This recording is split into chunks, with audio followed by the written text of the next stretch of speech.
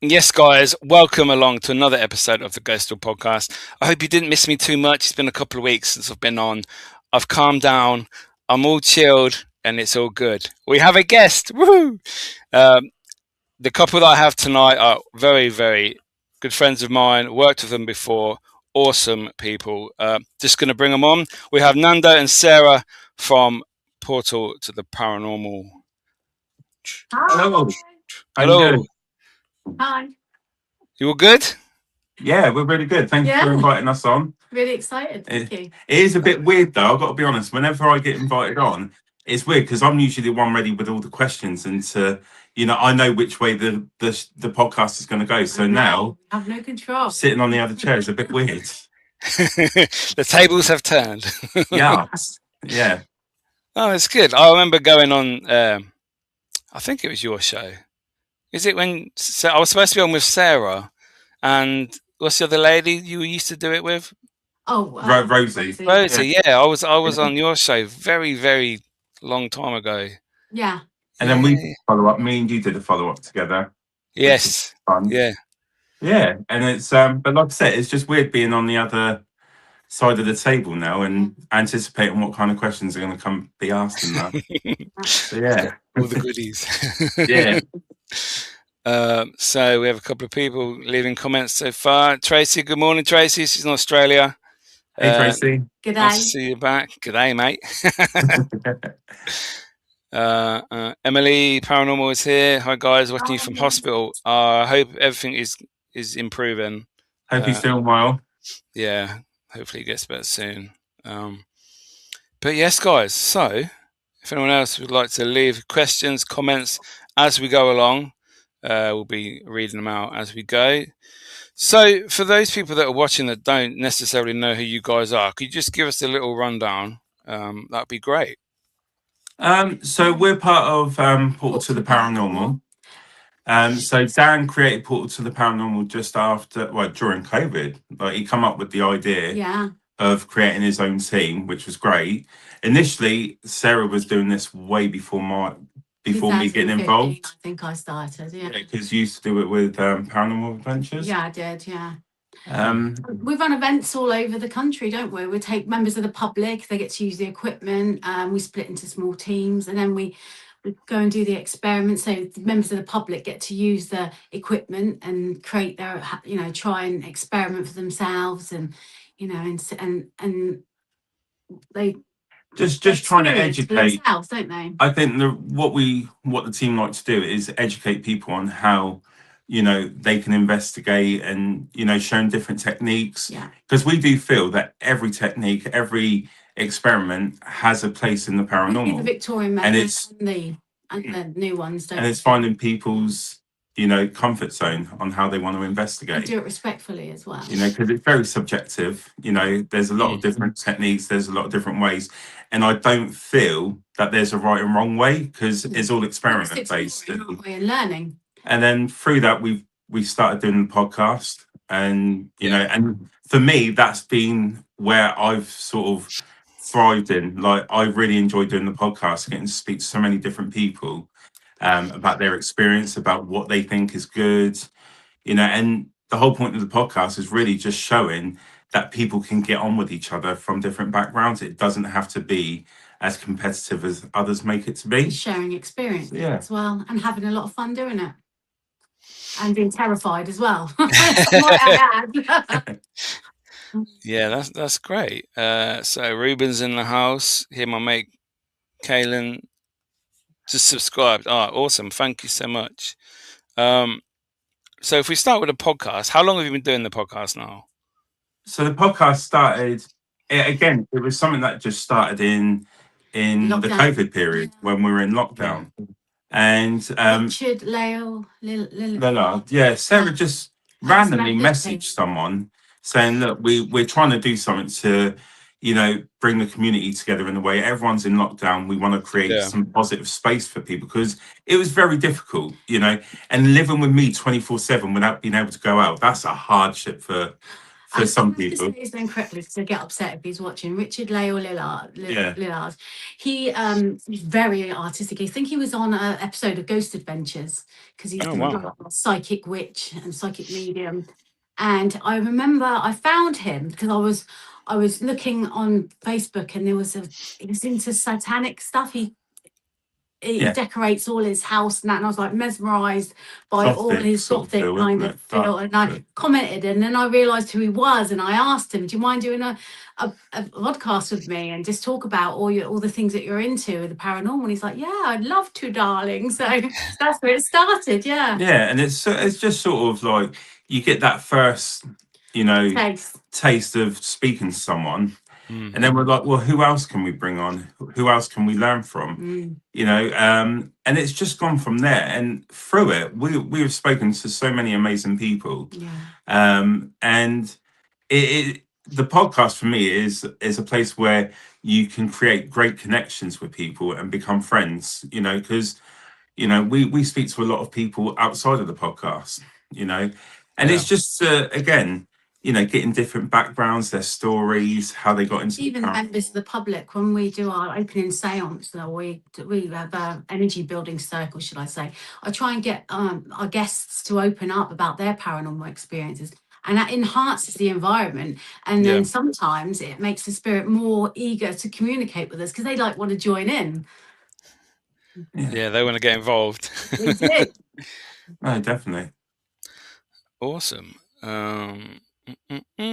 Enwood House experience. Evening, guys. Hope you're well. Isaiah. Aloha, brother Miki from Hawaii. Awesome. You guys want to see paranormal down here in Hawaii? There's lots of places I can show you guys. That'd be cool. That's cool.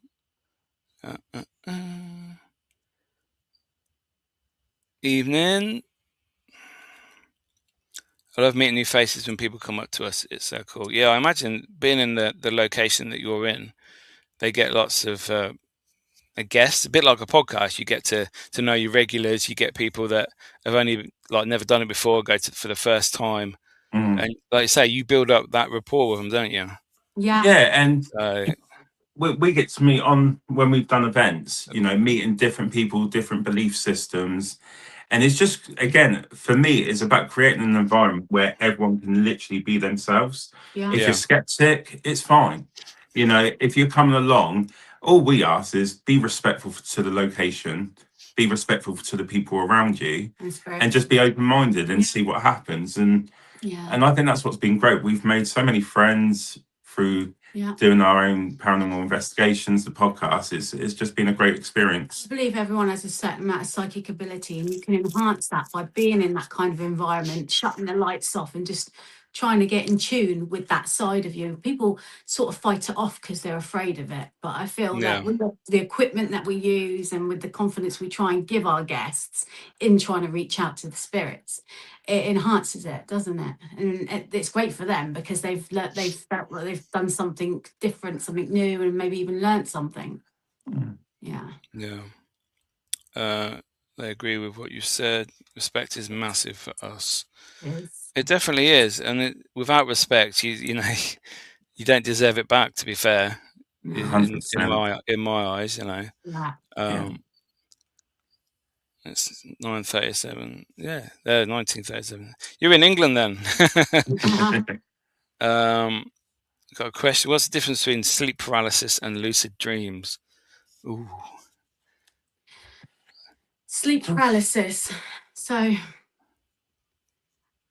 that's obviously when the body can't move. Yeah, the brain wakes up before the the body, like the physical movements, doesn't it?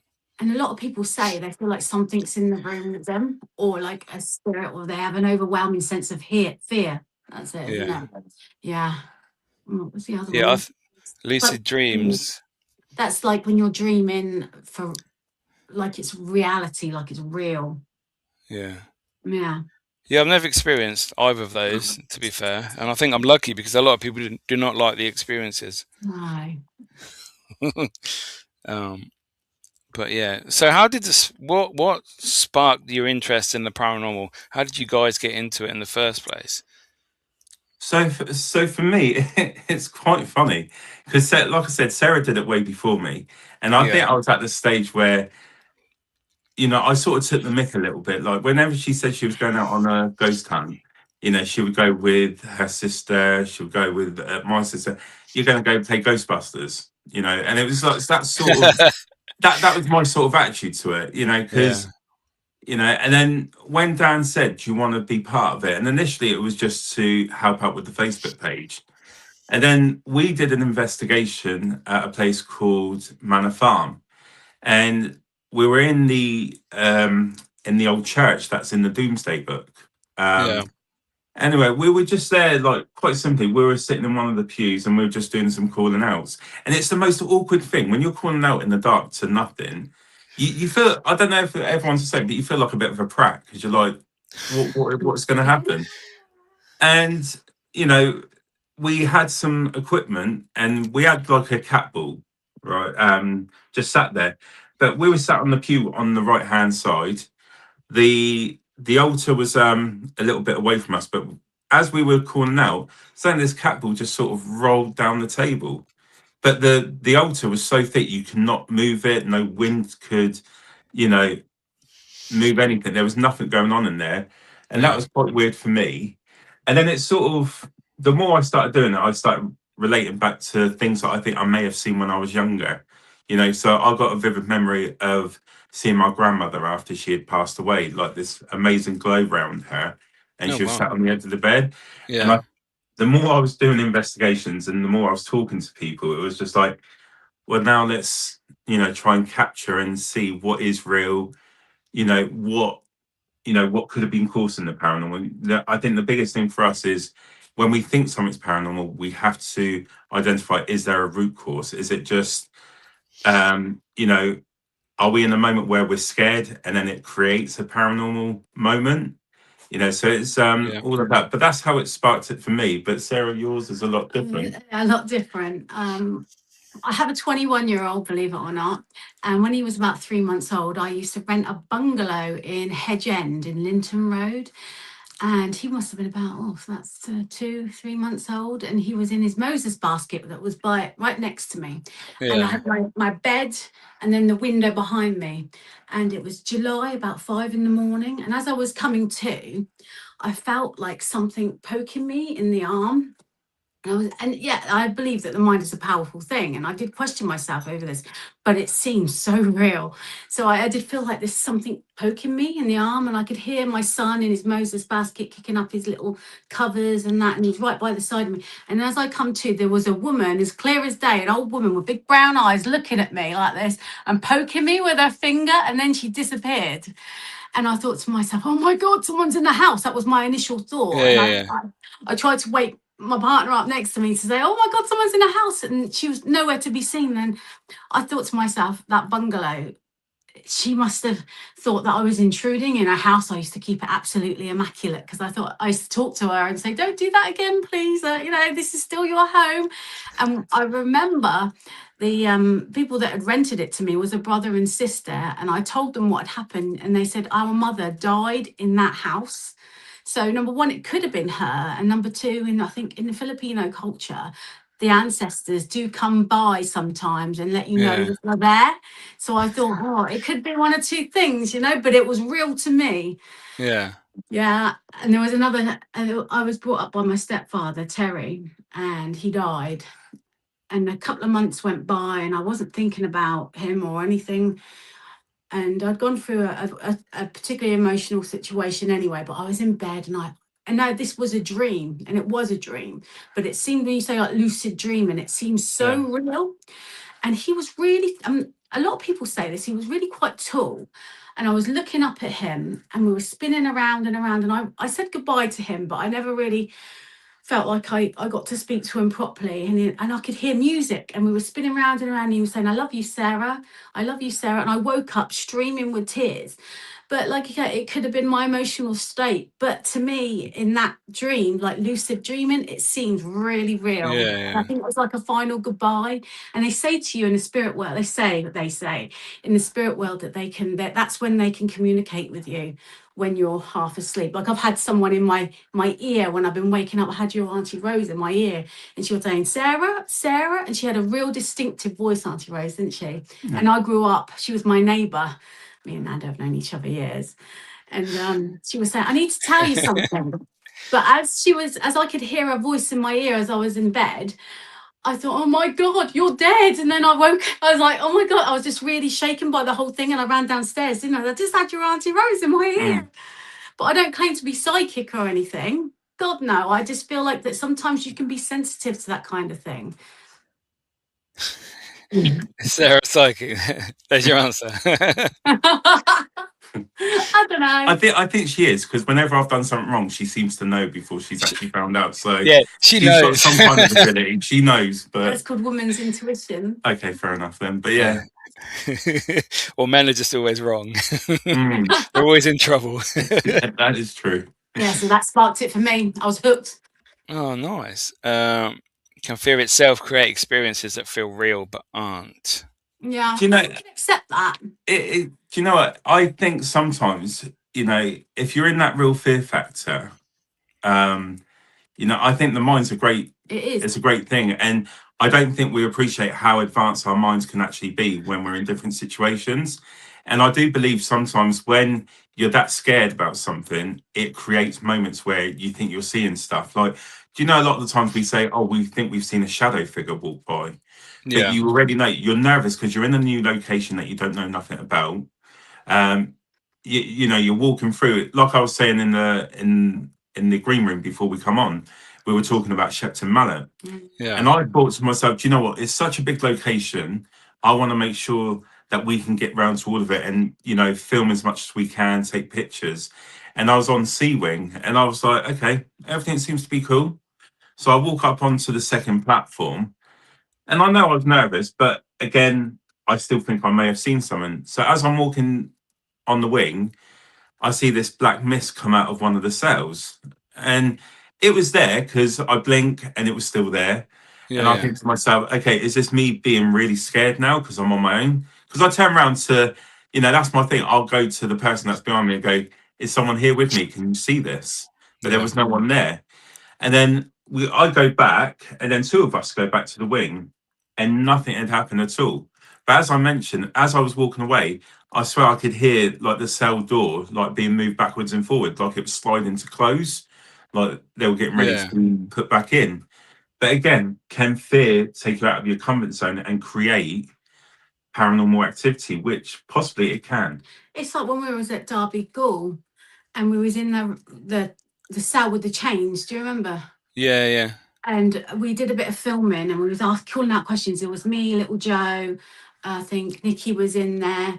And Big we Joe had, Big Joe. We had a question, we were asking questions and we heard a faint voice. I don't know if you saw the video on camera.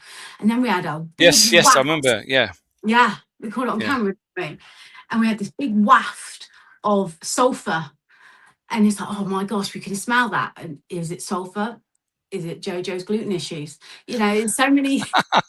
So many different things. So many different things to rule out, isn't there?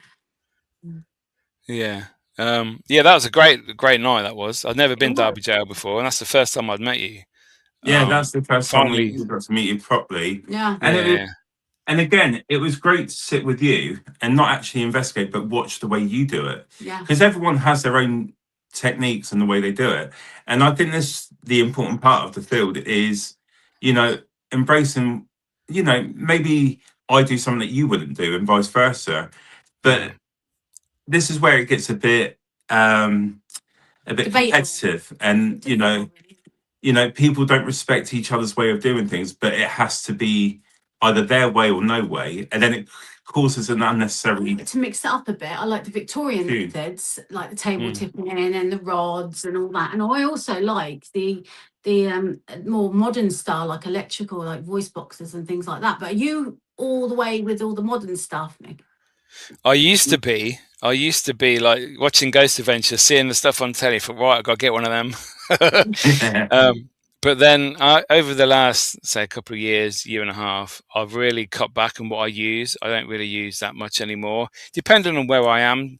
Obviously, if you're outside in woods or abandoned places, you can't really bring much in case people turn up or it gets damaged. It's raining, so you just take the basics, don't you? Like I take the voice recorder, spirit box, Alice box, and that's about it really. I don't take my motion sensors, anything like that, because it's difficult to put things out. But if you like rented a place and you can control the situation. Like last week, I was in Hellfire Caves just with Mark. It was just the two of us there, and so we had loads of voice recorders everywhere, cameras everywhere, equipment all over the place, like motion sensors, and it's something that you can actually use and put out and try and capture some evidence, you know. But obviously, it just depends where you are. So sometimes, I'm not as much as I used to. Yeah. Sometimes But does it make me fake though? Just because I use equipment? No. I think that's a very wrong way of, you know. Again, it falls down to people take face value what they see on Hey Sarah, on what they see being put on the screen. You know, people use technology in their way doesn't mean that they're faking it. You know, I think exploring. I think it's a wrong way of calling someone fake. The best way to be able to say this person's not genuine, go out on an investigation with them if you're brave enough. And you know, you really want to see it at, you know, real time, not on a video, no editing, raw. Then go with the person that you think are fake. You know, I think a lot of us would be happy to say, well, if you want to come and, you know, see what we do and how we do it, and then you can take your judgment from there.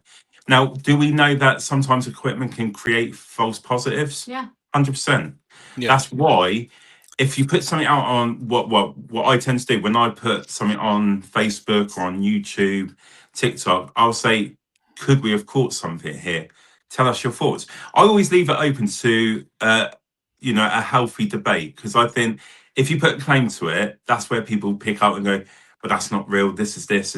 But if I leave it as an open question, everyone's entitled to their opinion. Just be nice about it. Sometimes if you've got a ghost box and you're like at Merley House and you're in the nursery, which you know where the children were, and you get something come through saying children or babies or crime, that there could be evidence in itself, because how would it know that you're in a nursery? Or when I'm getting my guests to use a Ouija board and they think they're communicating with somebody they know, I say to them, you know what? Why don't you take your hand off the board, and then maybe your friends do it, or do it to some of the other guests around the thing and around the board, and then ask questions, but only ask 3 questions, but only one of them is the correct one, and don't tell us, and see if it comes through. And that, I think, is a good way of like siphoning out evidence. And the other thing is, why would you want to fake anything when you're sitting in a location for up to 6 hours? It's not, you know, and this is more for me, is on a personal level. You know, being a dad of 3 boys, I want my boys to grow up to know being honest is the best way. But if I'm putting out stuff to people saying this is real, but I know I'm faking it, I'm basically a liar, and I'm, you know, and I don't want them, you know, I don't want it to be like that. But we've been in locations where we have used the apps, and I'll give, like, Fort Whitley, underground tunnels where no signal is being picked up, not any kind of signal. And one of the chaps that was with us was using Necrophonic, and he gets a clear sentence about, he asked one question, where are we? You are in the tunnels of Fort Whitley. You know, and I know people have this thing, well, it submits data to your phone, it picks up your voices, but we didn't ask anything, but where are we? And then it gives a full sentence under the tunnels with no signal being transmitted. You know, could that be real? Could it be fake? Well, not fake, but could it be a word bank just generating words? Is it listening? But if you're not getting any signal and all your data switched off, it wouldn't be transmitting anything. So it's hard to. Sometimes the best kind of evidence is just to sit in a room quiet, no outside noise, and just ask a few questions, but sit in the dark and just let your senses overtake you and see what you can hear and see, hear. You know, or even get the recorder going. Yeah. But I think with anything you put out, you're always going to have people that are not necessarily into the paranormal. They're people that just want to create negativity to cause an unhealthy drama. Yeah. Drama, clicks, clickbait, Yeah. and all that stuff. Yeah. And do you know what? If people was to just be a bit more grown up with the way I think it's fair, question stuff all the time, but do it in a healthy way. You can ask, like, I could happily ask you, Mickey, if I see one of your videos, Mickey, do you think it could have been this by any chance? And I'm sure you would be happy to reply because it's respectful. It's when you get called out for, you must be fake because you're doing this, or you're doing, it doesn't mean that you're fake. You're just using what's available and testing it out and see what happens. Nothing's 100% at the end of the day. Of course it is. No. Nothing's proven, is it? So you'll know when you're dead, won't you? Yeah, that's when we'll find out. Hi Emma, hope you're good. Oh, I've had loads of questions. Hi Miki, your world needs to know what product you use to get your beard so sexy. I don't put nothing on, to be fair. I did get a new comb the other day, so that's quite funny. Thank you anyway. Yeah. Try not to get involved with Ghost Adventures. Like I say, I used to watch it at the beginning. You know, I still watch the shows today just to see what they're about, what they're doing, techniques that work, what don't work, ones to avoid. You know, so I don't think there's any harm. Just don't believe 100%. Yeah, remember to keep your own written notes. Definitely, we should all do that. I think. Thanks for answering. I have a follow-up question. Have you seen cases where psychological healing reduced paranormal encounters? That's obviously to do with all the fear and false paranormal positives that you're getting on how you're feeling. Like you say, when you're in places and you're scared.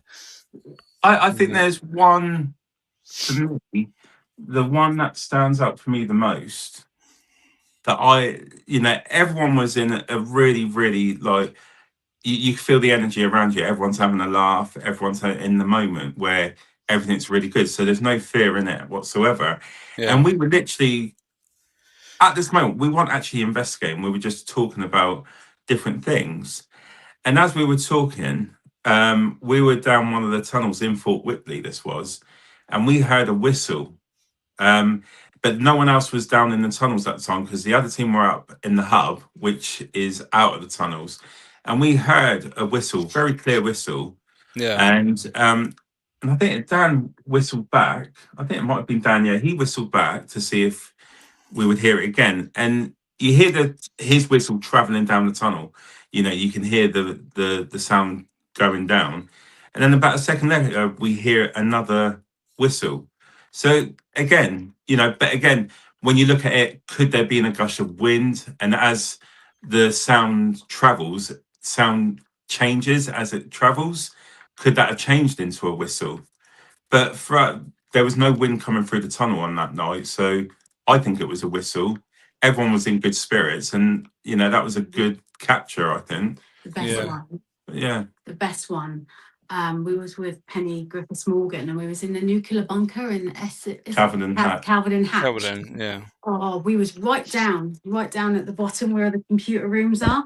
Yeah. She was on a Ouija board. She was talking to somebody on the Ouija board, and there's a bunch of guests, and it was a real strange sensation because you wouldn't hear. When you get a music box and you open it up, it was like a nursery rhyme that's just started playing. And I said, "Is that anybody's phone?" And I think there was about 6 of us in that room, and he said no. And we all sort of escalated, like, where did this music, why would you get like a children's nursery rhyme music box going way down in these tunnels? And Penny was really, really shaking. I was shaking. Jojo, she was absolutely terrifying. She goes, I feel really eerie. I've seen like like a mist forming over there, and we can all see it's quite cold down there as well. But it really did escalate into some frantic kind of, the fear factor kicked in, and we had to get out there because we were really pretty scared. The fact that this tune come out of nowhere, we all heard it, and then we've got this eerie feeling.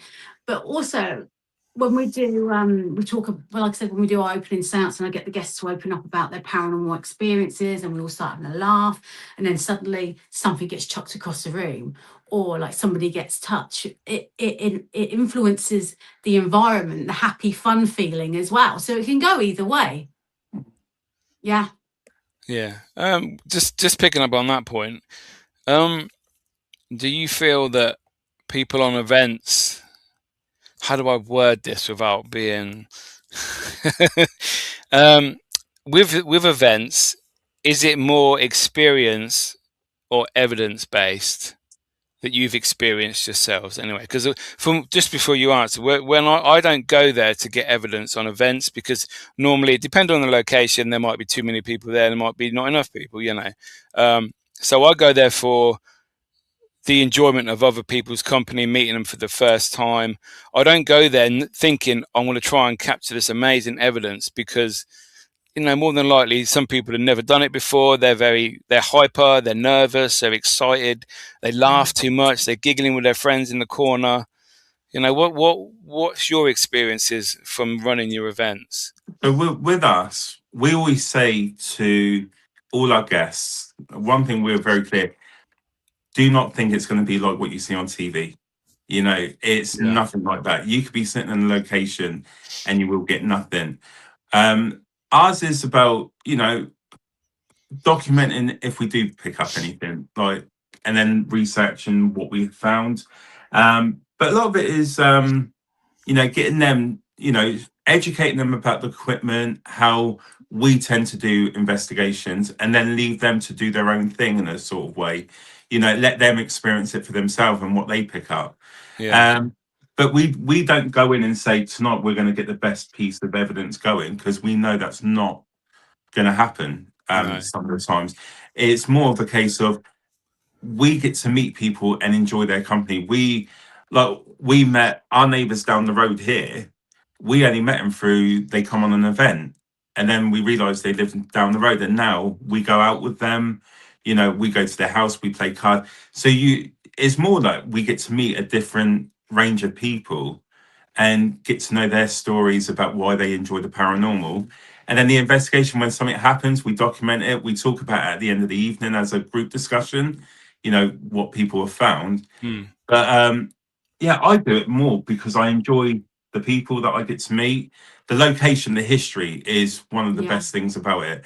Getting to walk through places where real history has happened there, and that's great to be able to get into these locations. And then lastly, if you do pick up some evidence that we can't debunk ourselves, it's great because it just shows that there is something more after our life is done on Earth. And that's the way I like to think about it. Part of it is being in a controlled environment as well. Like if I need silence from my guests so we can conduct an experiment, I'll ask them, you need to be quiet now, we need to turn your lights off, you need to try and just let us know if you smell anything or you hear anything, or if a word pops into your head. Because at the end of the night, when we do our wash up, it could be something that's relevant to the location.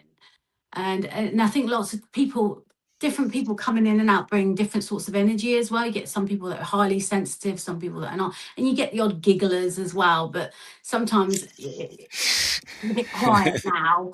That'd be grand if you could be a bit quiet, but then it enhances the energy as well, because then the ghosts are thinking, let's get on this. We've got a bit of a giggler here. Let's chuck a stone at them, and then they all start screaming. So. I think what's good about us, we're not scared to have a laugh. Like, I know some people take it very seriously, and we do. We do. But at the same time, we want to show that we're just normal human beings as well. And we want to enjoy the time that we have with people. And like I said, we've got to meet great people on the investigation that we've become friends with. And that's just as important. Going out investigating, but having a good time. Yeah. It's just great, because sometimes people have come that have, there's a couple, the wife, she has a lot of disabilities, and to get her out and see her being able to enjoy herself is great. Yeah. You know, having a laugh, and she's always really polite. She's always outgoing, and it's like you create a good vibe for someone. Not every spirit as well is like a Victorian person. It could be Malcolm, some dude that died on his moped down the road, or it could be a relative of yours as well. So I think a lot of people sort of, demonic. Oh, it's always demonic. No, it's not always demonic. No. Yeah. No, I've never experienced a demon ever. No. I don't think. No. So I got a message from Jason. Hello to everyone in chat. I'm Jason Finch, new here. I love listening and watching Paranormal Podcast. Welcome, Jason. Welcome.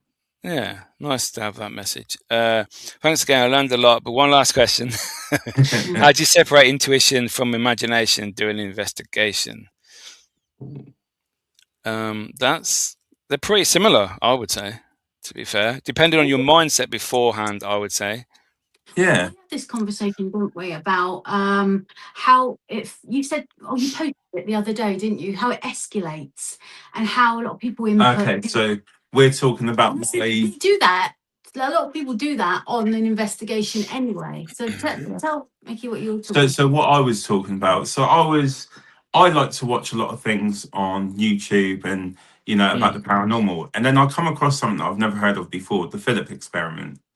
It was a bunch of university students that were doing, I think, was parapsychology, and they come up with the idea of forming like creating their own paranormal activity, basically creating their own person called Philip. Ghost, yeah. And basically what they did, so the first session was they sit around this table and they created a whole identity for this person that didn't exist. So they gave him a name, a state that he was from, a job that he did, when he was born, when he died. And then once they created this person, they started doing an opening seance and calling out. And then they claimed that they started getting intelligent responses for this Philip. Yeah. So my question was, is that a valid experiment to try, or is it power of suggestion where you've created something and in your mind that person becomes real because you've created it, and then you're starting to think that you're getting positive responses because you've created something in your head and now you're believing it? Are they actually psychic and it's actually them speaking to them through their brain? Like when we're at Merley House, we get a little boy come through all the time called Tommy, and it happens quite regular. And then we get a woman, I can't remember her name, I think it's Mary or something like that, and she says she's the help, and that she's but it's like a typical like story, isn't it? Help gets knocked up by the rich owner of the house. And I think the only way you can really debunk something like that is if it's in history, if he did have a what's the word, a legitimate child or something like that. And if 2 and 2 come together like that, then you could probably tick the box there. But it's always power of suggestion, or is it some psychic ability telling us this is right? So you could go either way with that. I think you just got to be very careful about how much research you do before going into a location, because I think if you've researched it, like really researched it, and then you go in knowing names that are linked to it, are you going to start thinking that you're hearing those names when you're doing a spirit box session? Or if you're doing a calling out and then you think, so that's happened but is that the mind telling you it's happening because you've researched it so much so that you know who you should be getting through? Miki, I like that. Going in blind. There was the one experiment that really blew my mind, Miki, and I did message you about it, actually. It was by Ron and Laundress, the static comm theory. Yes. And I don't know if you heard of it. I used to have a radio that would come on in the middle of the night and it would play pure white noise. And I used to have to go downstairs in the middle of the night, I've been terrified, turn it off, because it used to happen all the time. Yeah. And that's why it really stuck with me. And what they do is they gave us an example, didn't they, at the Festival of the Unexplained, is they play pure white noise. So when you have a spirit box, it forwards and it rewinds and it forwards and rewinds, and you get little snippets of voices come through. Well, they filter pure white noise without being forwarded or rewinded, and through some sort of computer system, don't they?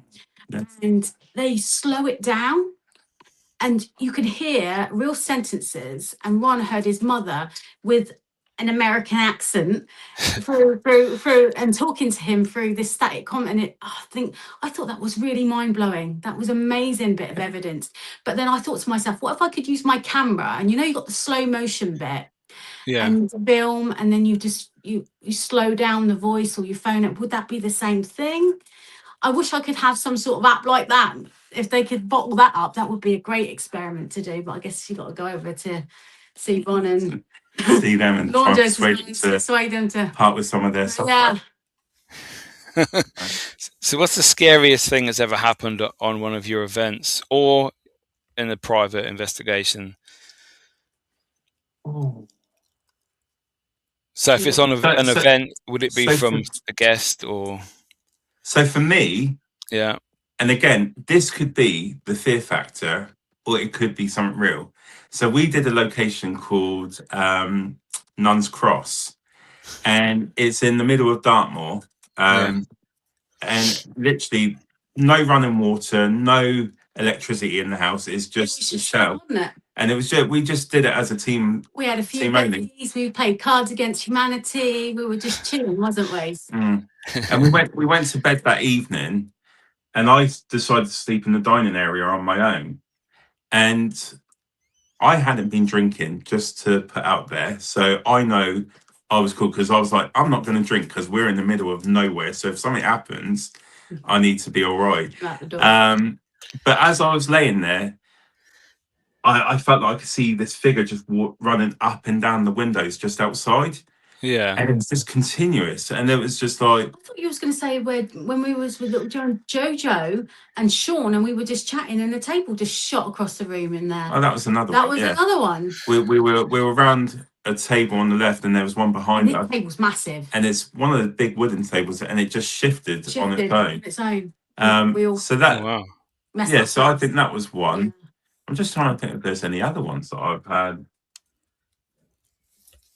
No, I think that would be one of the main ones for me. Like if I was say I was scared or uneased by what was going on, but it just felt. And then in the corridor, again, this could be my mind, but it sounded like there was a conversation going on outside.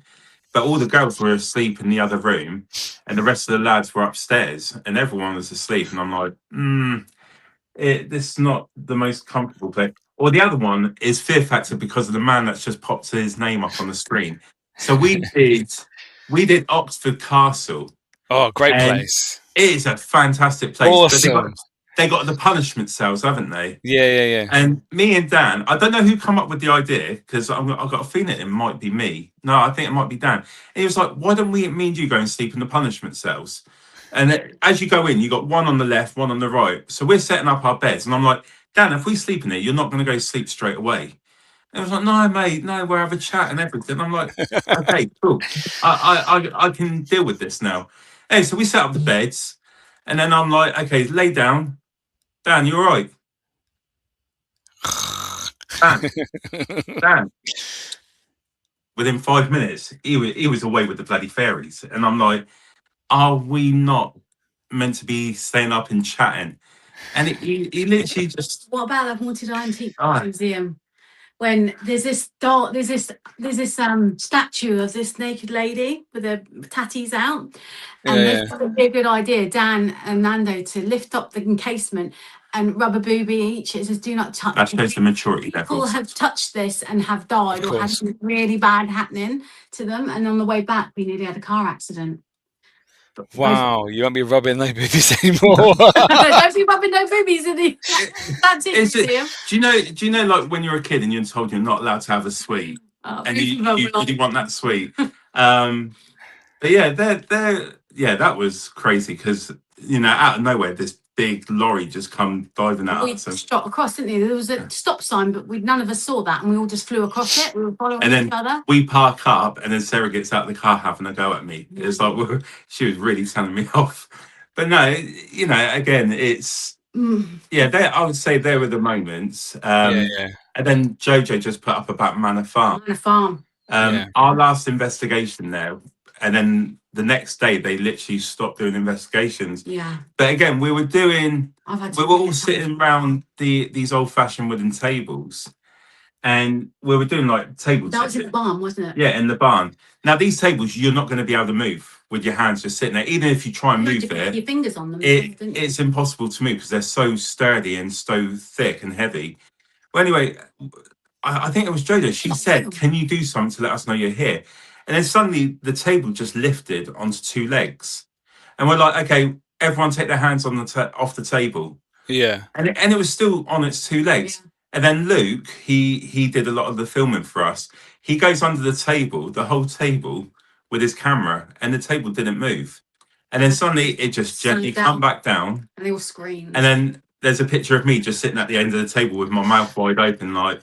I'm so sad that they don't do them anymore at Manor Farm. But that was a great. Yeah, that was a great. One of the best experiences. I've had two really good experiences there. Yeah. Terrifying, should I say. There's an old church that is 10th century that is in Manor Farm, and one of my colleagues was at the head of the church, and he was demonstrating how to use some equipment, and I was at the other end, and right in my ear I heard Sarah, and I ran at him like a dark horse. I was absolutely terrified because where did this voice come from? Right in my ear. So I obviously knew I ghost hunted there quite often, so it knew my name, which I found quite terrifying. And then there was this young girl. It was her first time doing a ghost hunt, and we was in the kitchen area with big fireplaces, and we were doing a Ouija board. And we got an old woman come through, and she said she liked to watch. And we asked her if we had the K2 meter there that was going from red to green with every question. And we split the team. So the boys were upstairs on the beds, and the girls were downstairs with me. And we asked the spirit if they wanted to go upstairs and, show themselves to the boys. And it was like, no. And then they said, do you want us to go up there with them? And it said, yes. So we decided, and the K2 was going off at the same time. So we decided we'd go up there. And what was her name? She had all these piercings. I can't remember what her name is. I don't know. Anyway, she's this young girl. We like to give them Eleanor. Is it Eleanor? I think her name was Eleanor. And for the fear factor, there's a taxidermist dog in the other room next to the room where the twin beds are. And we said, we're going to put you in there and just let us know what happens. We're going to put you there on your own. She's like, yeah, all right then. And then all of a sudden, a bit of time goes by, and we hear this God Almighty scream, and we all go pummeling in there. And on the back of her shoulder, she's got 3 scratches.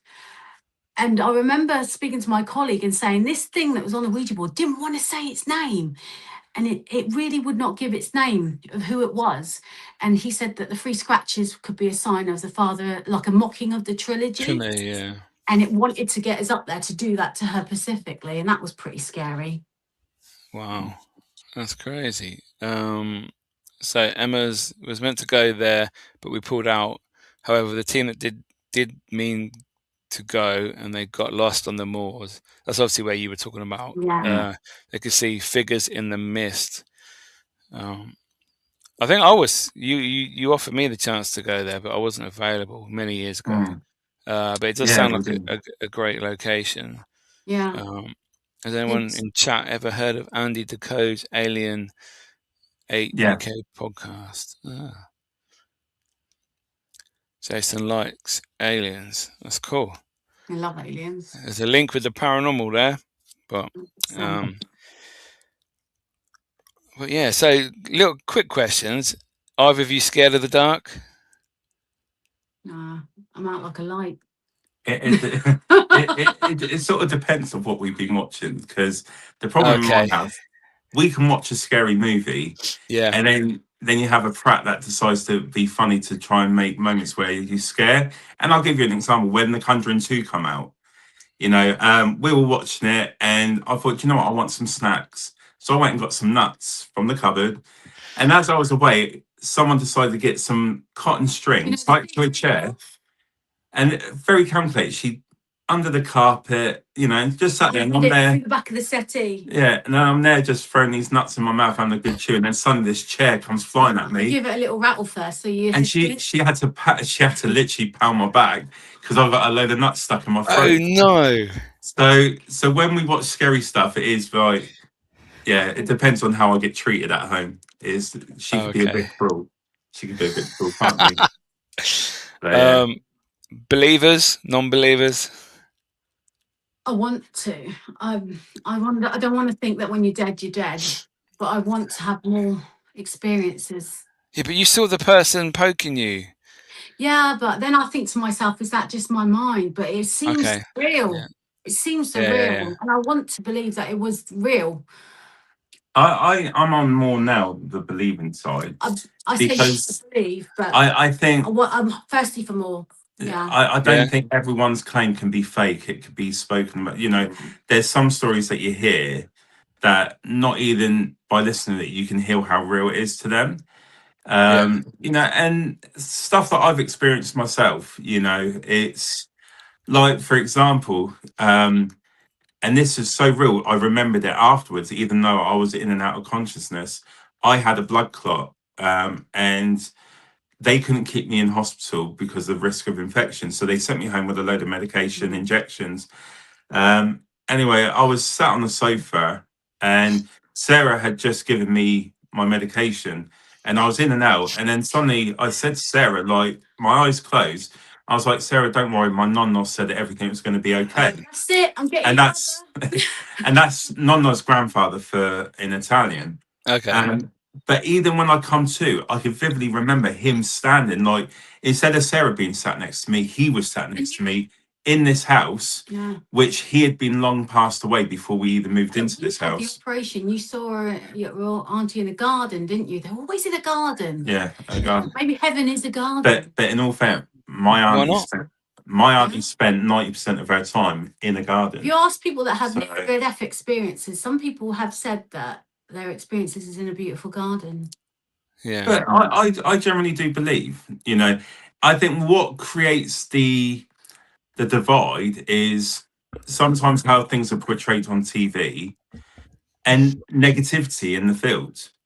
You do have people that say you're stupid for believing in the paranormal.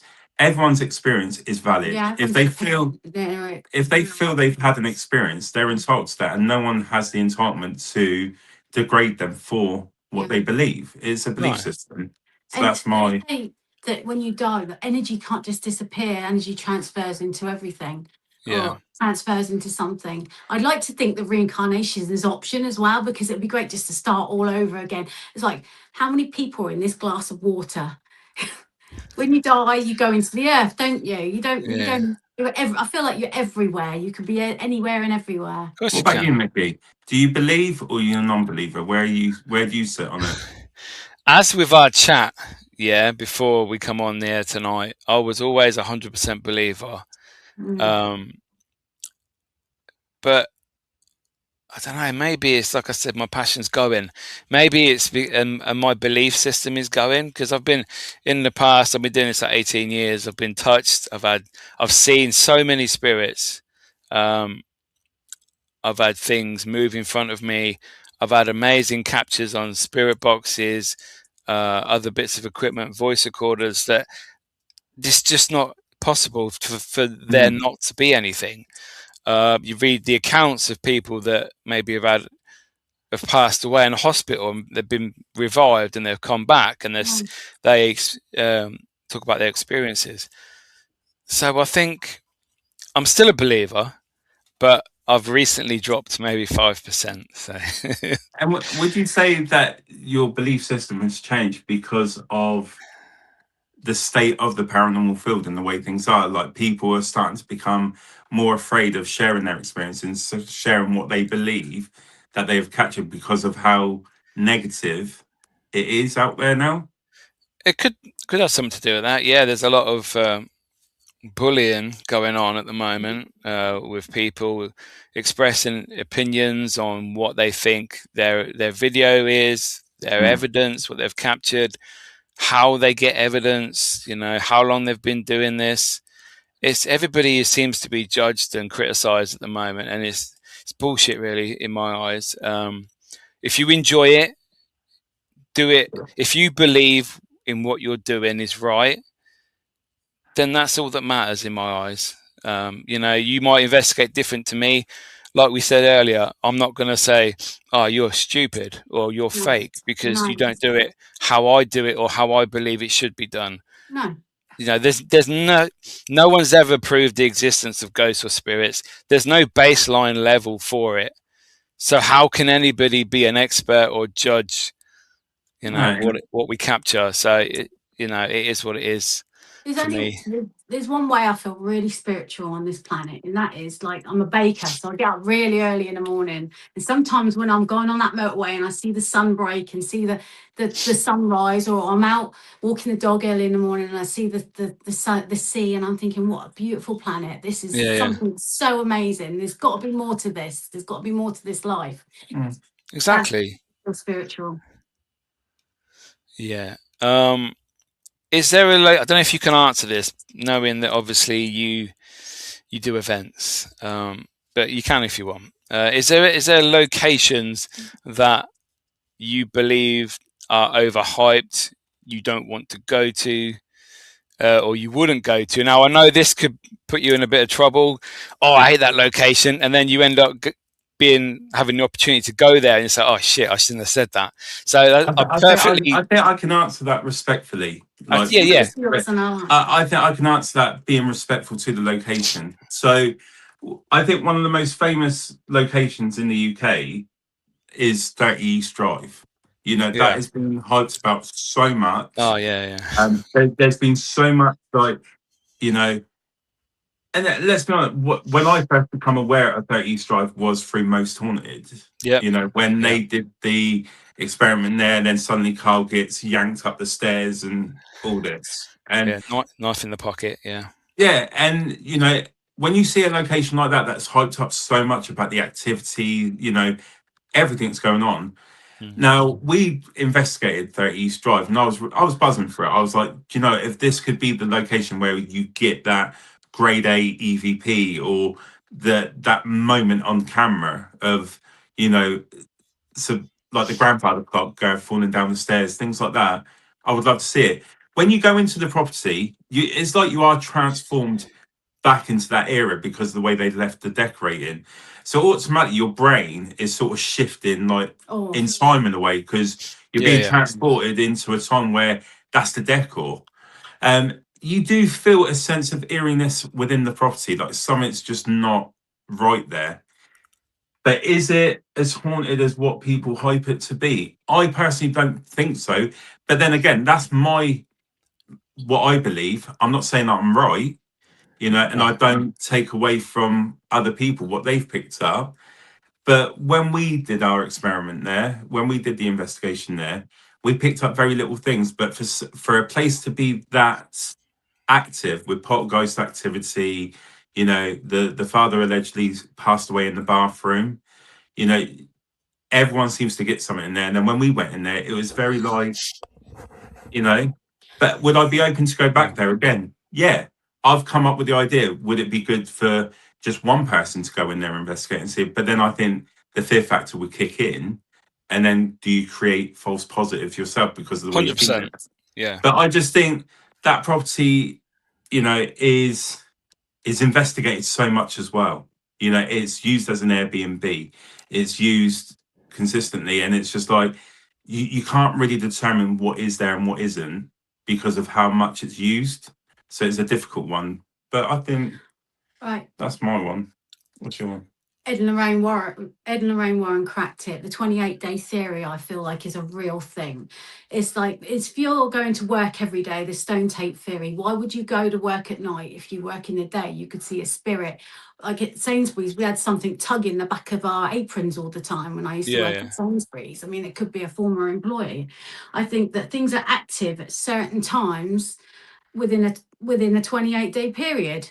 Or like, it's not just because you go there once and you've had no activity doesn't mean you're going to go there again and not have anything. Sometimes it's really kicking off in some places, and then you go back another time and zero things happen. It's like you were saying about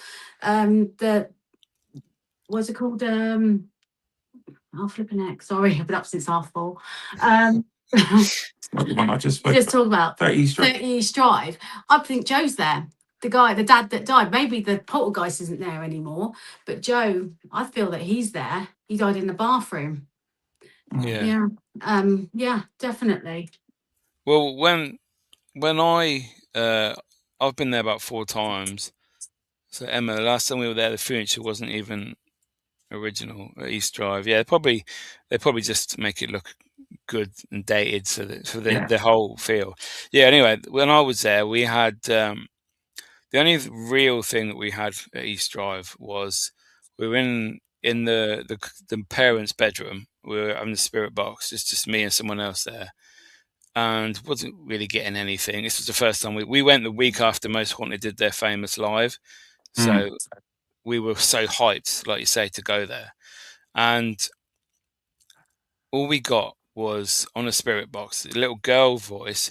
It said "M's in bathroom," like with a local accent. That's brilliant. And obviously, there isn't a child called Emma or Emily, but the next door neighbour, Carol, who throws marbles, allegedly, she when she does her talk at the beginning, she would talk about another spirit that comes to visit called, I think it's Emily, to be fair. So that's all we got really, and I think that is quite cool. There was accent. I mean, why would you have that on Spirit Box for a start? Yeah, no. It's a bit strange, but and that could be an attachment to a toy in there or something. exactly. Like that. Yeah. Because they would, like you say, if they're getting different furniture in, they're getting it from antique shops, old places, car boots. So who knows what has come with that? So, but I think with anything that we say, you know, it's a difference of opinions. You know, everyone's going to have their own opinion, and this thing, people are so scared to give their opinions because people are going to take it the wrong way. It's not that we're degrading anything. We're saying it definitely isn't. We just base it on our own experience, and that's with anything in life. Yeah. You know, you can only go in what you believe based on what you've experienced, and if you don't feel is as hyped as what other people are, that you can only be honest. I'm not going to sit here and say, yeah, it's really haunted because everyone else is doing it. I want to be original by saying this is what I feel. But like you said, you picked up a voice, you picked up a name, which is great. Yeah. You know, I just think it just depends on everyone else. It's an opinion-based industry or field, and it's not saying that anyone's doing anything wrong. It's just let's have an open discussion. And I think we did a podcast about a TV show, The Girl, the Grave, the Ghost. Yeah. And we researched the location, you know, and from the haunting, the amount of the value of the house that it went up because of the haunting, you know, we were just discussing it. Could it have been real? Could it have been faked? You know, and it's just an open discussion about what our opinions are on certain things. And I think if we can do more of that, it would be such a great feel just to be able to. It's like I would love to do a podcast. I'll be honest. I would love to do a podcast with people like Emily Paranormal, yourself, and just have an open table where we discuss what we really feel and our opinions about the paranormal. But I know a lot of people will be off that because some people are just worried about giving their opinion. But I don't think we should be worried anymore. We should be able to express ourselves. Set it up. Well, there we go. And that's my next podcast. And we're going to do an open table. But I just think it would be just so good to have difference of opinions and just show people that, do you know what? I may not agree with Miki, but afterwards we could still be friends and say, do you want to meet up and go for an investigation? Or, you know, it doesn't need to turn into this, well, because you didn't agree with me, I think you're a complete visuals can be controversial, but then it can be really effective. You know, everything. Some of the information that comes through is like, they didn't know that. I think it'll be a great podcast. Like, if you can get a good group of people, and then maybe once a month where we just do a podcast based on the field, what's been going on, and have an honest and open conversation about what people want to bring to the table. I think it'll be a great podcast to do. And that would be something that I would love to see. You know, I would love to do that with people that would be willing to be open-minded and accept, you know, we can even do it as, okay, one day I'll bring past evidence and we can criticize my evidence, for example, not criticize, but discuss. What do you think this is? What do you think that is? We can do the same.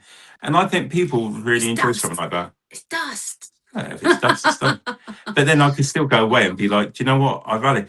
You've been in the field for 18 years. Of course, I'm going to accept what you've got to say because you've been doing this a lot longer. So you could educate me, you know, on what I may not know. I think that's where we need to go with like the paranormal field is, you know, show that we can do things from different backgrounds without it turning into a heated debate and unnecessary drama. Yeah, that's a good idea. So Paranormal Twins, great vibe tonight. One of our favourite episodes. What the paranormal is all about: like-minded people having a laugh and enjoying themselves. Exactly. That's what we want. Little stank. The cemetery gives me the spooks. Yeah, some cemeteries are creepy.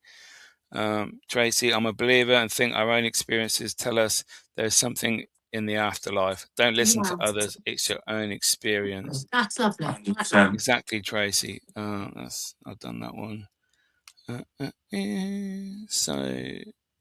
Ghosts and aliens are the same thing to me.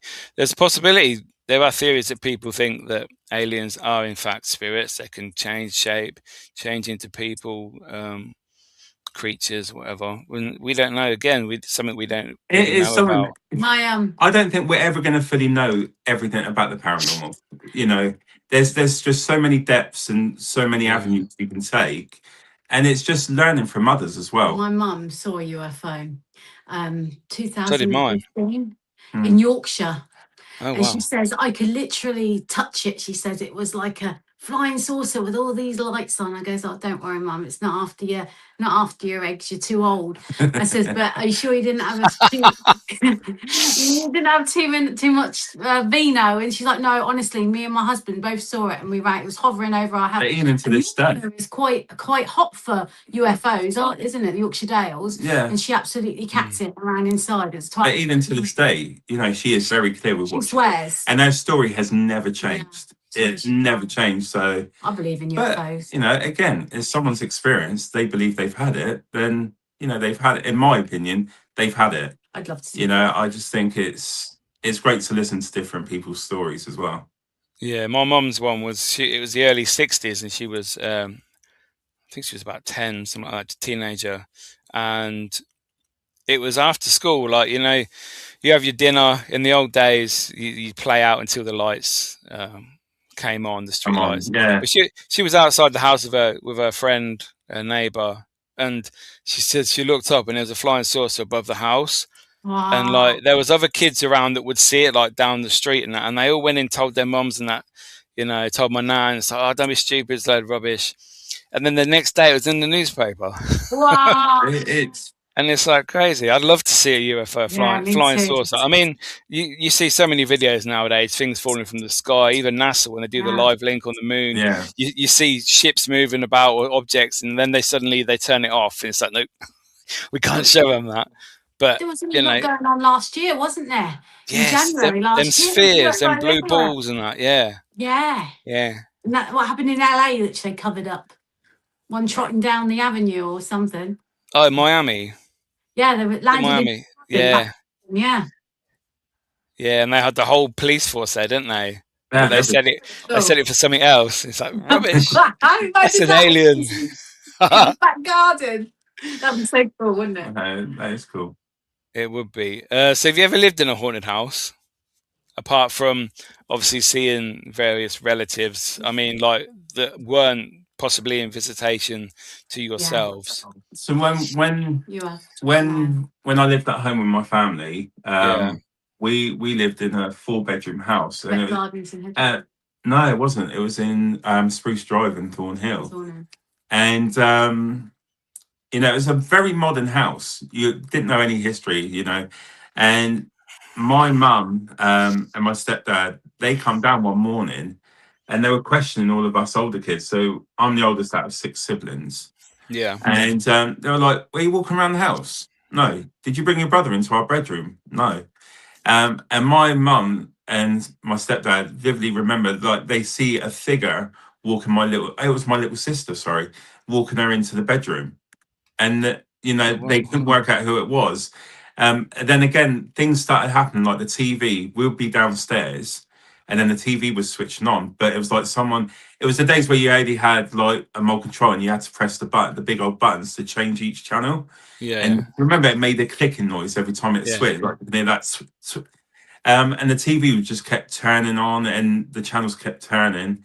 And then the other one is it was myself and my brother. We shared a room. This big, tall figure just standing in the door arch, like the doorway, just staring at us like this big figure. And there were so many different things that were happening in the house that we were all experiencing. Yeah. I would say that was be the one that I can remember. When I was 21, I lived in Woolston, and opposite a place called Thornycross, and it was just a 1-bedroom flat. And my sister was in the main bedroom, and I'd had the pull-out bed in the living room, and it was a really old flat. And I remember I was just laying there on the bed, and I felt like something small, like a small child, got on the end of the bed and started making its way up onto my stomach, and I could feel the weight of it, like sort of army shuffling that up my legs, up to my body. And I tell you what, I jumped out of bed, I ripped the duvet up, I said a few choice words that ended in off. And I says, if you're a ghost, go and haunt one of them 4-bedroom mansions up the road, not a poxy 1-bedroom flat. Go on, piss off out of it. And that was it. Never heard anything again. Yeah. Wow. Yeah, they say you just got to tell them straight. But then, I think, like, living here now, we've had experiences where I wouldn't necessarily say the house is haunted, but we've had spirits that have come. Like my grandfather, he used to smoke to pick a specific tobacco, old Auburn tobacco. Yeah. And he used to use the licorice paper. And every so often, I can walk through the house and I can smell like he's been in the house smoking. Or you get the smell of freshly made espresso. He always used to have espresso, and sometimes you can just smell like. So you get the sense that there's people here, and that's why I believe, because it's not saying that it's about evidence I've got. It's those small little subtle things that I think there's people here watching me, and to smell the tobacco that he used to smoke, which none of us smoke now. We don't smoke at all. You know, you get the waft of that. The coffee and everything. When we lived in Eastleigh, and Reese, our eldest son, was waking up because he kept saying that something was punching him in the stomach. I'd put a crucifix in his bedroom in the end. Oh, wow. And tell it to get out of the house. Had to go through every room, tell it to get out. And Gino would come downstairs. He was only about 4 or 5, something. And he would say, it keeps saying my name, Mummy. It keeps saying my name. It won't leave me alone. So I had to go around the whole house and tell it to get out. And they would have little drops of water just land on us every so often, whether it was the winter, whether it was summer, these little drops. And I think that was like some sort of ectoplasm, just to, okay, you think I'm crazy, but it would happen. It was so random, wasn't it? All these drops of water just land on us. But yeah, I think over the years, we've both experienced stuff like on a personal level that makes us, and that's where I think I'm more torn to being a believer is my own personal stuff that I've experienced myself. But it's not like some people that say that their chairs are lifting up in the air and things like that. Mine are very subtle. 3 knots on the wall. Do you remember subtle things? Yeah. But I think that's family always being around us, because we both come from quite big families. And you know, with my family, we were always very close. Like my auntie was like a second mum to Sarah. She was always with my auntie. 7, I think. And she had a love for the both of us, very strong, from, you know, even to the day she passed away. And that's when I thought that I heard her in my ear when I was laid in bed, just drifting off, but I was just coming to, and I could hear her like a telephone in my ear, and the distinctive voices. Yeah. I thought, oh my gosh, I just had your eye. I come running downstairs, didn't I? And I'll be honest, the last thing she said to me, and this is no word of a lie, Miki, she was put into a hospice and she was getting like palliative care. Yeah. And it was the day before she passed away. She was like, Nando, come here. Or maybe the day before that. She was like, come here. And I was like, what do you need? Like, you know, trying to help out. And I go to her and she gets into me and she goes, when I die, I'm going to come back and fucking haunt you. She had such a sense of humor. But that was the personality she had. Yeah, she lived her life, and you know, she was a fantastic person, a fantastic woman. But then, do you know what? I don't believe she's come back to haunt me, but she's definitely come back to let me know that she's still here. But when I was really ill, you know, you were sat in the garden, you know, weren't you? I was sat in the garden, and it was the garden that, because I lived with her for a period of time as well, and we were sat in her garden where I could see the flower arch that she had, the apple tree in the corner. We were sat physically in her garden, and I woke up, and the first thing I said, My auntie was just here. I worked You know, at Abbey House nursing home, and this old guy, he died, and they brought him back. And I said, "Are you all right, Phil?" His name was. He says, "No, I'm not all right. I died. I was quite happy sat in that garden with my wife, and now I'm back here." You know, it's Wow. no, I do believe in all that stuff. But yeah. Cool. Evening, Jenny. Hope you're good. Sean, back in 2000 when I lived in Lincolnshire, I watched the light come across the sky that stopped for 5 minutes, then shot off in a different direction. I can't debunk that. Yeah, that's obviously we're talking about the UFOs and that. Yes. So I lived in a place called Mablethorpe years ago, and I was 16, and I was coming back from a nightclub called Zebedee's, and I was quite naughty. So my parents didn't know that I was at this nightclub, and I was walking down the street about 12 o'clock at night, and the sky just lit up like it wasn't thunder or anything like that. It just lit up like it was daylight, and then went back dark again. And I thought, oh, that was weird. And my Uncle John said that he saw these things just zooming around, like bright lights and things like that, just darting off here, there, and everywhere. And that was in Lincolnshire as well. It's quite active for the UFOs, I feel. Yeah, I think we're seeing them more and more now. It's just it will soon become the norm. I think, oh yeah, there's an alien. Oh yeah, hello. Hey, how you doing?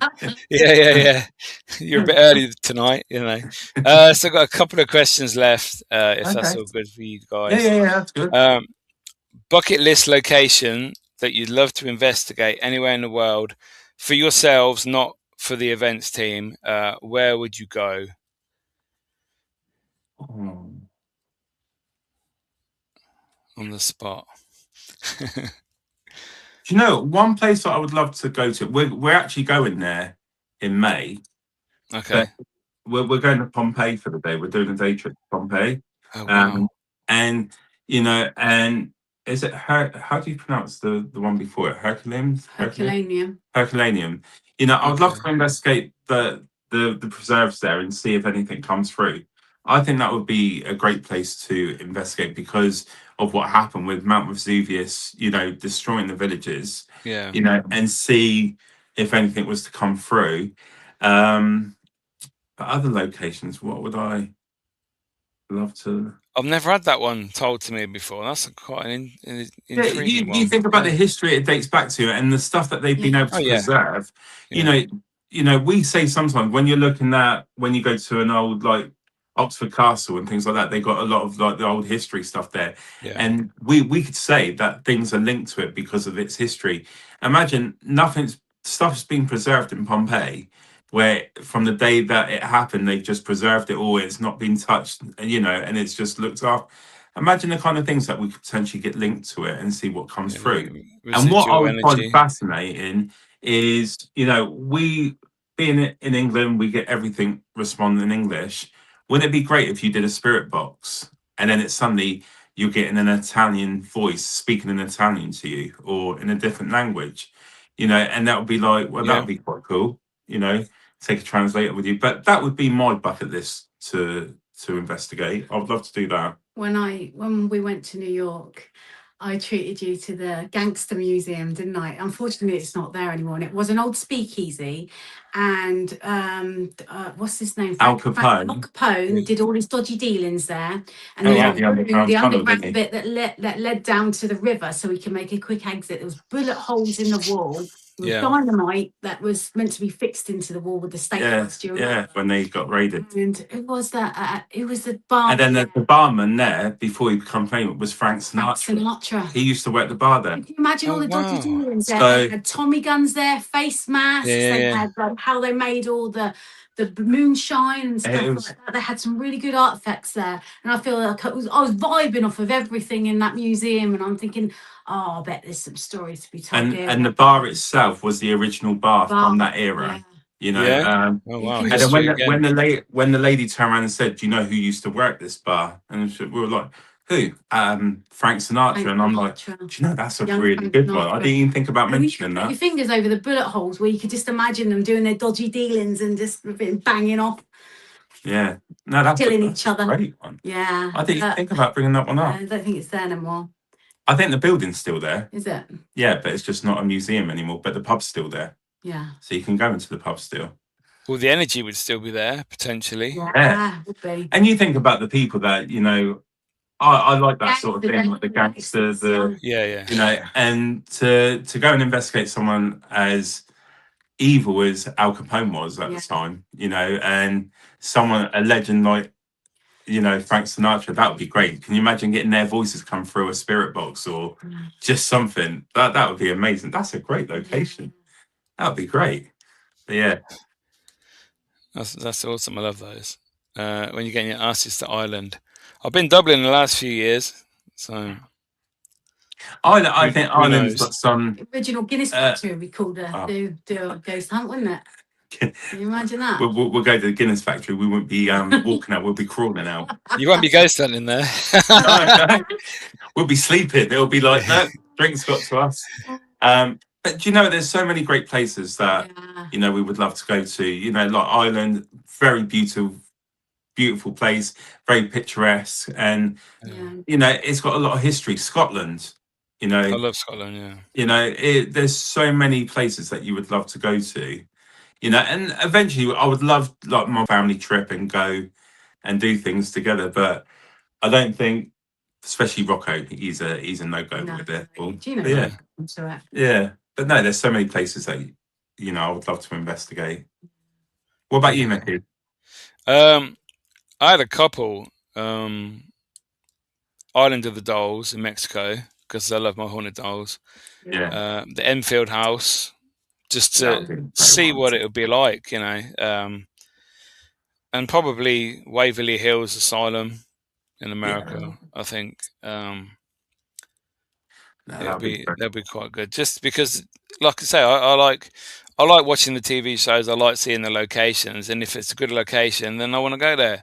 You know, I don't care if TV had been there. Don't bother me. No. Do you know what? A location shouldn't be based on what the TV show has done. It should be based on the beauty of that location, and that's exactly, and the history. You know, the history. Love an old hotel or like a really old mansion. Yeah, that'd be good. You know, but no, I think every location has its own quirks and everything, and I think you go in there for the location, not base it on anything that you've seen, and just base it on your own experience and what you feel. But yeah, loads of places. It's loaded with all the original fixtures and fittings as well. You definitely get a feeling because it's all sort of there. I feel like things are attached to it as well, memories and things like that. Yeah, definitely. Janice and I'll book a tour of Guinness and climb Hellfire Club Hill. Yeah, scariest place I've ever been to. Hellfire Club. Really? Or horrible place. Amazing. Yeah, the vibe is just, it feels like evil is there, like seeping through your oh, no. I've been there twice. It's awesome. It sounds so. But then we should all do one together then. We should pick a location that we've never been to before and then just go and have a good time. Mr. Crowley's got one that he did all his conjuring up in Scotland, and I think he's pure evil, so I think that would be a great location as well. Yeah. Worth a shout. Scotland is fab, but we're biased. Yeah, I love Scotland. Investigated loads in Scotland. My family is Scottish, a bit further down the line. See, the only thing I would ask about when it comes to Scotland, this is one that I've always been fascinated with, and maybe if these guys are from Scotland, the Loch Ness Monster, real? Oh yeah, real? I definitely. I used to be obsessed when I was a kid. Do you know what? I've seen so many programs on there. I've seen so many talks on it, and it's so divided. But you know, do you believe it's the Loch Ness Monster? Is it real or is it just a story? I think it could be real. The sheer depth of the water. I mean, maybe you'd see it. Yeah, exactly. Yeah. You know, and that would be a cool place to go investigate, not for the paranormal, just to see if we can uncover the Loch Ness Monster. That would be amazing. You'd have to be a bonny wee boy, though. Yeah. And practice rolling your R's. Yes, Robert Mondekniktikin. Okay. So anyway, yeah, I can't do that. But no, that would be a good thing to do. Yeah. That right. So my aunt's uncle was involved in a bank robbery. They were caught trying to tunnel into the bank Wow, that's like obviously That's to cool. do with your gangster place that you went to, the Yeah. museum. Yeah. That sounds awesome. That'd Proper be history cool. again. Maybe not the best Yes. history, but you know. Ruben, Japan would be an amazing country to investigate, Yeah. but with their interest in the paranormal stuff. Yeah, I did check out to go to the suicide forest. Obviously, not to film any dead bodies, but just the energy, the Just pure to see what energy the that's energy's there. like. Yeah. But the flights are very expensive, so we didn't go in the end. So, but who knows? One day. One day. Get on Skyscanner. Yeah. Winchester House. Yeah. That'd be cool. Winchester Mystery House, crazy that place. There's so many underwater cave unexplored. Yeah, exactly. In Loch Ness, so many places. Who knows? There's so many cool things that we could do. You know, it's just like, you know, but yeah, it'll be great. Definitely would love to travel like further afield, like Scotland, Ireland. Yeah. You know, do all those sort of things. I think that would be amazing. Yeah, do you know what? It's a shame when we were at the Gangster Museum, we didn't ask to go back after hours and doing a bit of an investigation. Yeah. That would have been a great one. Never know. I could have done it for you. Yeah. Absolutely real, but you'd be daft to say you don't believe in Scotland. Yeah. So my last question for you guys, if you could get rid of something in the paranormal, anything at all, location, equipment, attitude, teams, people, TV shows, anything that really gets on your nerves that you'd be happy with it gone tomorrow, and you'd never see it again, what would it be? Ego. Yeah.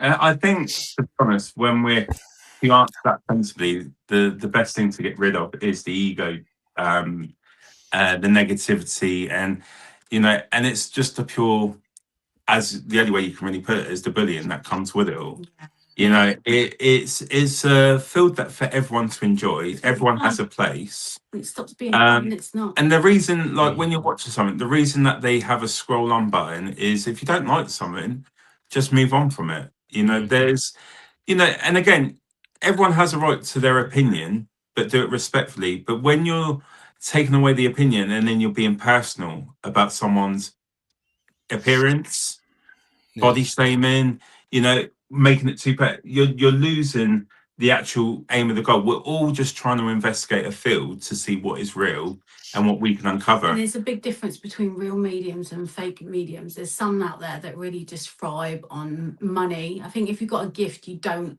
have to charge loads of money for it. And then there's some that, what's that one that you watch? Well, you've got to be very careful. He's really pushy, isn't he? Like, drop down. Well, really pushy. When you go on TikTok now, everyone on TikTok is a psychic medium. Yeah. And they're doing readings and that, And the thing is, my bugbear with that, you got to be so careful because people have lost relatives that are finding it difficult, and it's cruel to give them a false hope, or you know, knowing that you're just in it for the money. That's so bad. When a medium's real, because they say something that only you would know. Yeah. That's the basic. Yeah, but for me, the big thing is just taking away all the negativity and just bullshit. That's what you want to say, isn't it? Sorry, a bit Tourette's there, but you want to take away all the bullshit. Yeah. And just everyone enjoy it and just be you. Do what you do. Stay in your lane. Stay in your lane. Yeah. If you can't get on with other people, stay in your lane. Let them do what they're doing. You do what you do, and then just move on from it. Don't create. This is my evidence. I put it out there. If you don't believe it, then just that's fine. Flick. But just be respectful. That's what you have to do. And that's what, you know, we need to teach the younger generation about how to be respectful. And if we can't do it as adults, that's why kids are going through hard times. And, you know, and I am very passionate about this one. You know, we need to set an example to show how things on social media can be good. It's not about people battling others and calling people names and this back and forth. You can have a healthy place for people to just enjoy. Some real like instrumental music behind that speech there, you know, like a Superman, like Star Wars kind. It's true, but it is true. I know it's deep. I know it's deep, but at the end of the day, you know, we can be in a field where everyone can get on. If you don't particularly like someone or you don't agree with what they do, just move on, move away from it. Don't create a field where it turns into a battle. He's gone full on William Wallace over here. Why not? Where's my kill? Where's my kill? I need my kill now. But no, that's what I would remove anyway. That sounds good. So how can people get in contact with you guys, social media wise?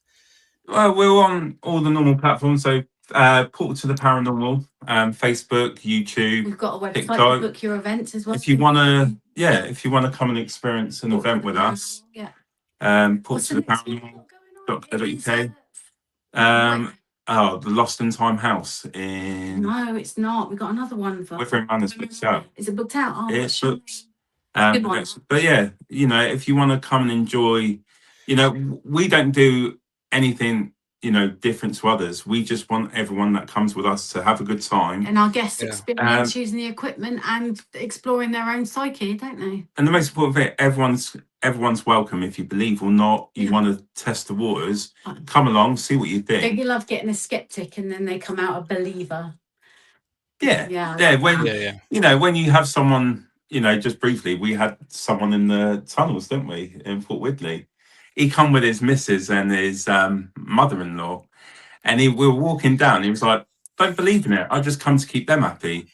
And he got a full-on message from his dad, and he was absolutely gobsmacked. And he comes to us at the end of the evening, and he was like, "I can't wait to come on the next one with you." And he said, "And that's what we're there for.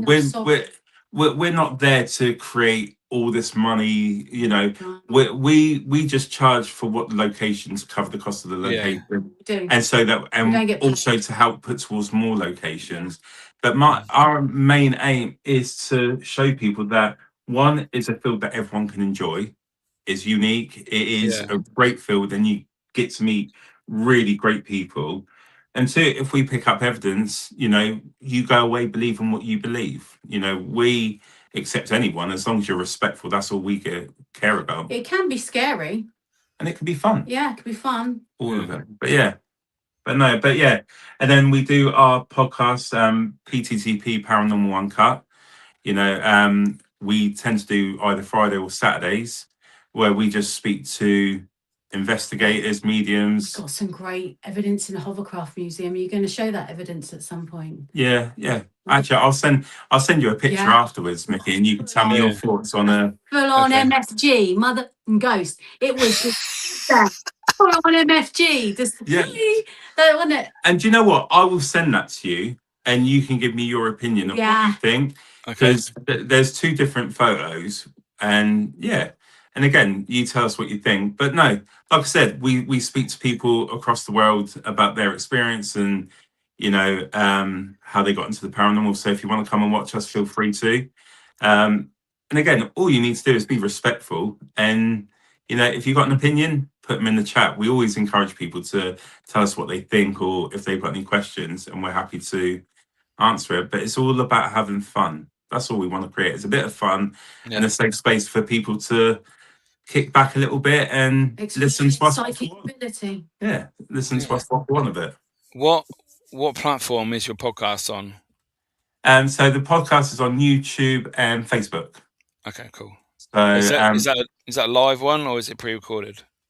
So we do it live. The reason I like doing it live is because I love to interact in the moment with people that are watching. So you get the questions there and then you can answer it on the spot. So, then you can't, and I want our viewers to feel that they're involved as well, that they're part of the podcast. It's not just about me or Sarah as the host and the guest. It's about all of us collectively are enjoying the moment. And, I always ensure that I make time to answer the questions in the chat because I want everyone to feel part of this great podcast that we do. I feel it's great. I feel the people that I get to talk to are great. And I want the viewers to feel it's great and enjoy it as well. To concentrate on the guests more. I like to it's brains. I love it. Yeah. But that's what we like to do. Yeah. Cool. Awesome. So thank you very much, guys, for joining me this evening. Thanks for having us on. It's been a pleasure. Until the next time, we'll see you in a bit. Bye, everyone. Bye. See you later, guys. Bye.